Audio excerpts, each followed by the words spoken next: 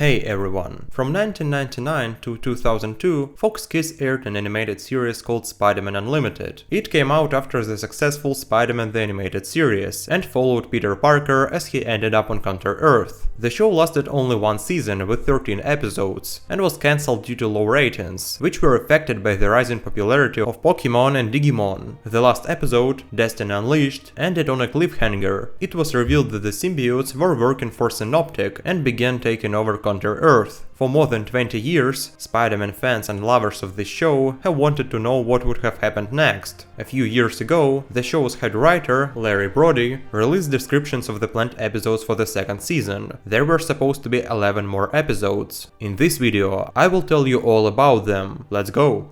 Episode 14, Destiny Unleashed, Part 2. With the help of Goblin and Vulture, Spider-Man and the Rebels manage to stop Synoptic. High Evolutionary and CRM are defeated, and the Knights of Wundagore scatter. The bad news is that Venom and Carnage merge to become a new villain, the Blood King. Episode 15, Cat Got Your Tongue? Spider-Man and the residents of Counter-Earth now have to deal with a new world order that emerged after the previous episode. Jameson and the Rebels work with Lord Tiger to create a fair government for both bestials and humans. Goblin visits Naoko and Shane in their home. Peter feels increasingly lost and alone. A series of daring robberies occur in the city. Spider-Man investigates and discovers that the thieves are three black cats, Siamese cat bestials, who are beautiful, charming and deadly sisters. Episode 16, Nightcrawler. Much to Jameson's dismay, Spider-Man and Karen get closer, and she becomes an excellent mediator between humans and Lord Tiger's government. In Washington, Spider-Man faces an unknown assassin, targeting rebels one by one. It seems the next victim will be Karen. Who is the Nightcrawler? Is it an evil bestial, a former Knight of Wundagore, or a jealous Jameson? Maybe an angry friend of Jameson's? Spider-Man needs to figure out quickly to save Karen's life. Episode 17, Model Behavior. To profit from the current social chaos, a bestial producer offers Spidey a role as the star of an exploitation film about humans. At first, Peter is reluctant, but then he learns that the female lead could be Mary Jane from Counter-Earth. Peter's Hollywood adventure turns dangerous when he discovers how this Mary Jane became so beautiful. He must face her creator, a villain named Scramble, a beast who can manipulate and alter any living organism he touches. Episode 18, Soldier. The new villain Blood King returns. Working for Synoptic, he's tormented by the human sides of Venom and Carnage, but eventually pulls himself together to search for the interdimensional portal that brought High Evolutionary to Counter-Earth in the first place. He wants to use the portal to boost Synoptic's power. Green Goblin tries to stop him, but gets injured, prompting Spider-Man to step in, hoping to use the portal to return to Earth and the real Mary Jane. In the end, Parker manages to find and use the portal, but due to the chaos, only Jameson returns to Earth, while Peter remains with the bestials on Counter-Earth. From episodes 19 to 24, Spider-Man continues to deal with societal problems on Counter-Earth. He encounters new mysteries, human supervillains, bestials, and keeps searching for a spaceship that could send him home. In these episodes, we see Spider-Man's relationships with Naoko, Shane, and the Goblin, as well as his travels around the planet. He meets Lady Ursula, who is now the head of the Russian black market, and Electro, who has created his own little kingdom similar to Latveria. While searching for a ship in the jungles of Wakanda, he meets the Counter-Earth version of the Black Panther. He also runs into the Black Cats and other heroes again.